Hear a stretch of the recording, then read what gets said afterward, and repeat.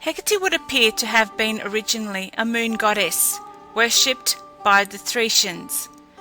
She became confounded and eventually identified with Selene and Persephone, and is one of those divinities of whom the ancients had various conflicting accounts. Hecate was the daughter of Perses and gold-wreathed Astrea, the starry night, and her sway extended over earth, heaven, and hell, for which reason she is represented in works of art as a triple divinity, having three female bodies, all young and beautiful and united together. In later times, when this divinity becomes identified with Persephone, she is supposed to inhabit the lower world as a malignant deity, and henceforward it is the gloomy or inspiring side of her character which alone develops itself. She now presides over all practices connected with witchcraft and enchantments, haunts, sepulchres, and the point where two roads cross, and lonely spots where murders have been committed.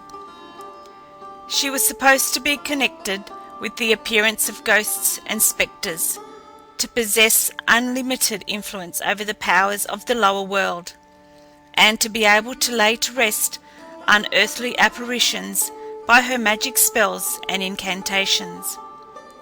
Hecate appears as a gigantic woman, bearing a torch and a sword.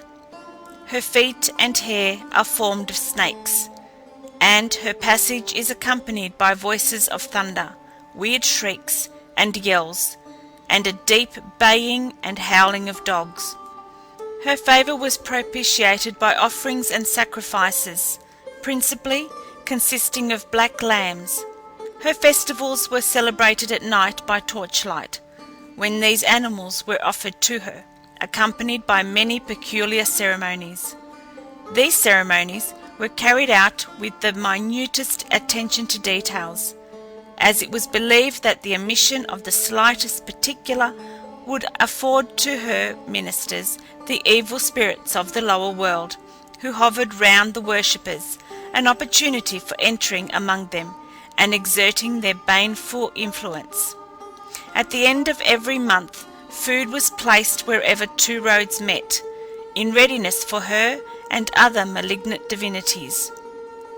In studying the peculiar characteristics which Hecate assumes when she usurps the place of Persephone, the rightful mistress of the lower world, we are reminded of the various superstitions with regard to spectres, witchcraft, etc., which have, even down to our own times, exerted so powerful an influence over the minds of the ignorant, and which would appear to owe their origin to a remote pagan source.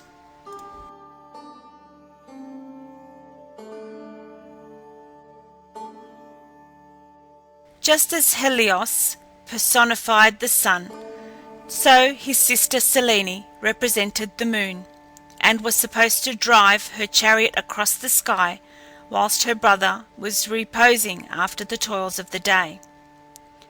When the shades of evening began to enfold the earth, the two milk-white steeds of Selene rose out of the mysterious depths of Oceanus.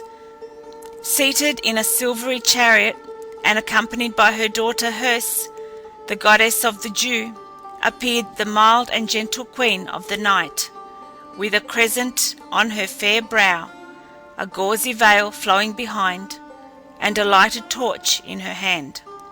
Selene greatly admired a beautiful young shepherd named Endymion, to whom Zeus had accorded the privilege of eternal youth, combined with the faculty of sleeping whenever he desired and as long as he wished. Seeing this lovely youth fast asleep on Mount Latmus, Selene was so struck with his beauty that she came down every night from heaven to watch over and protect him.